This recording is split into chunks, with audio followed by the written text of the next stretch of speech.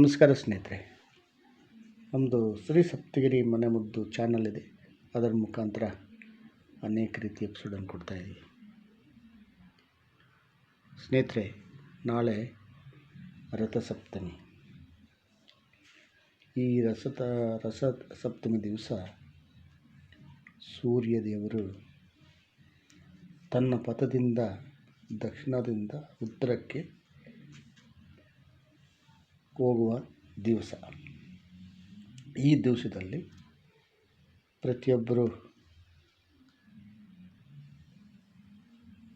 ಸ್ಥಾನಗಳು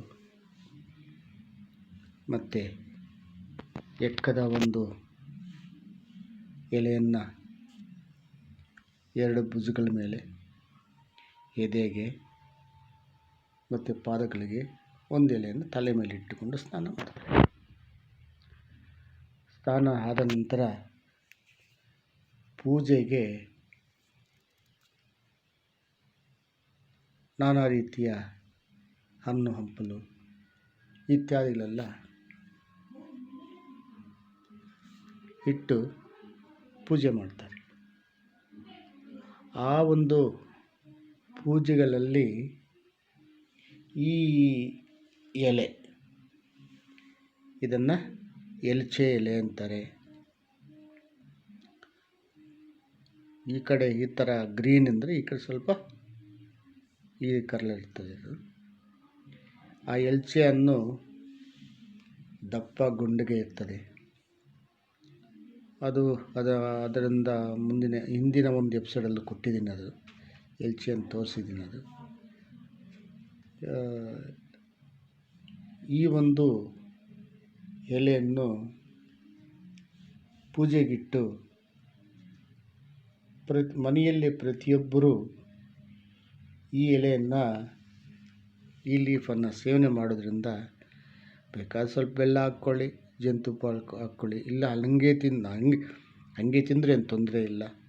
ತಿನ್ನುವುದರಿಂದ ಇಡೀ ವರ್ಷದಲ್ಲಿ ಯಾವ ಕಾಯಿಲೆ ಕಸಾಲೆ ಬರಲ್ಲ. ಇಡೀ ವರ್ಷದಲ್ಲಿ ಅಷ್ಟು ಶಕ್ತಿ ಈ ಒಂದು ಎಲೆಗಿದೆ.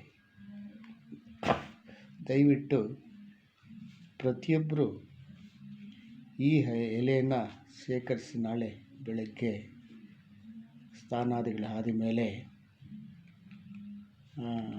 ಪೂಜೆಗಿಟ್ಟು ಈ ಎಲೆಯನ್ನು ಒಂದು 10-15 ಒಬ್ಬೊಬ್ರು ತಿಂತಾ ಬಂದರೆ ಇಡೀ ವರ್ಷ ಯಾವ ಕಾಯಿಲೆನೂ ಬರಲ್ಲ.